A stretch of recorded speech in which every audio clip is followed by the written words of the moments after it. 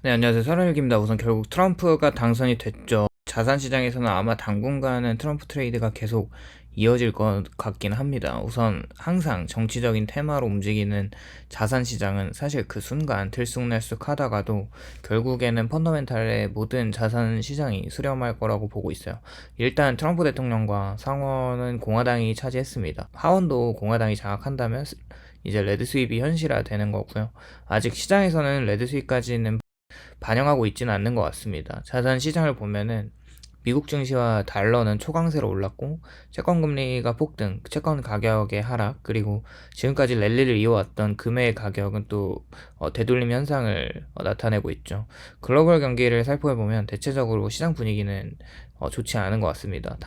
당분간 이어지는 기간에는 트럼프 트레이드가 지속되더라도 국채 시장은 조금 진정세를 가질 거라고 예측하고 있어요.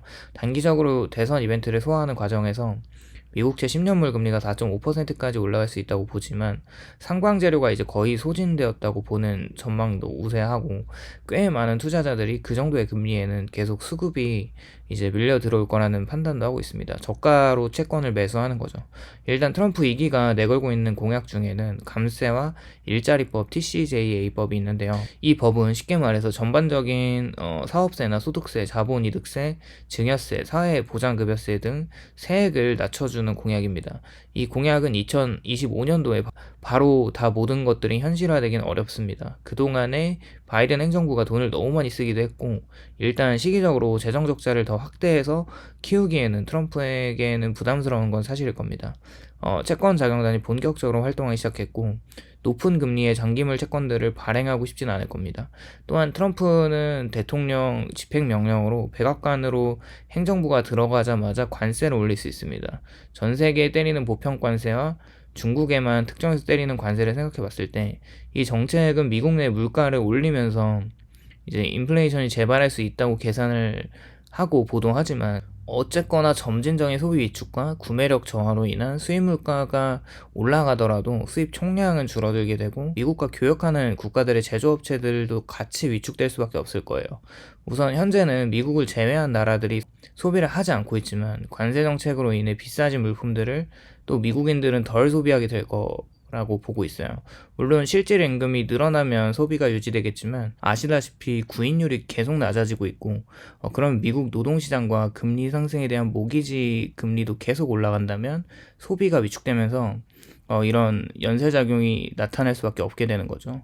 그리고 미국 재무부의 딜러들은 이번 1분기 QRA 발표에 언제까지 연준이 QT를 유지할까 생각하는 예상 중위값을 보면 지금부터 6개월이 지난 내년 한 3월 말 정도가 QT 종료임을 예상하고 있습니다. 트럼프 행정부가 백악관에 들어가면 이때부터 이제 파월에게 계속 QT를 중단하라고 압박을 할 거고 금리 인하 크게 하라는 압박이 있겠죠. 그렇게 앞서 말한 트럼프의 관세 정책은 또 결국 다른 나라 국가들이 수출해서 먹는 마진을 일부 미국으로 또 가져가는 개념이잖아요. 그렇다면 현재 상대적으로 급등한 달러 인덱스와 달러 강세라고 한다면 관세를 때리는 정책이 의미가 있을 것 같지는 않고요. 결국 연준을 압박해서 금리 인하를 요구할 것이고 더 나아가 이제 양적 완화까지 하라고 압박할 거라고 보고 있습니다. 일본처럼 연준이 그동안 중지했던 양적 완화를 결국 다시 할 수밖에 없다는 입장인데 수급 측면에서는 결국 채권 금리는 너무 과도하게 올라갔다고 보고 있어요.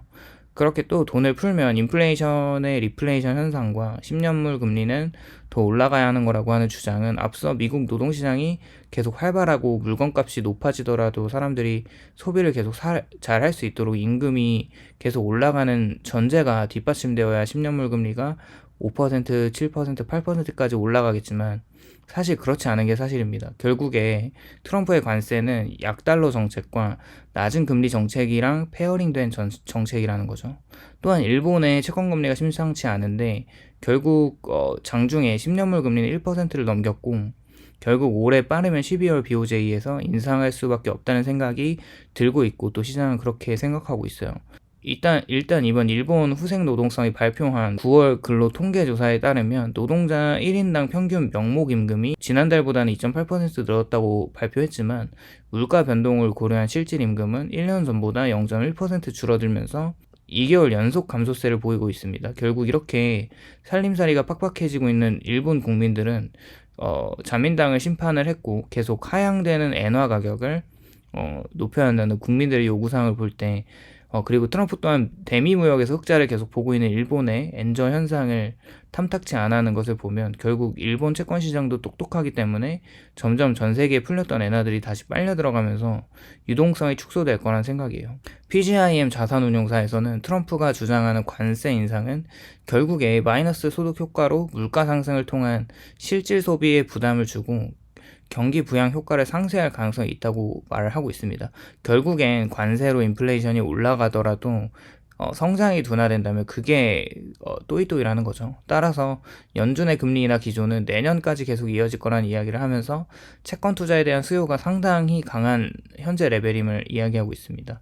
올해 말에는 4.25% 정도 수준에서 채권 금리가 마무리될 거라고 이야기를 하고 있어요. 오늘도 시청해 주셔서 감사드리고 다들 성투하시길 바랍니다. 감사합니다.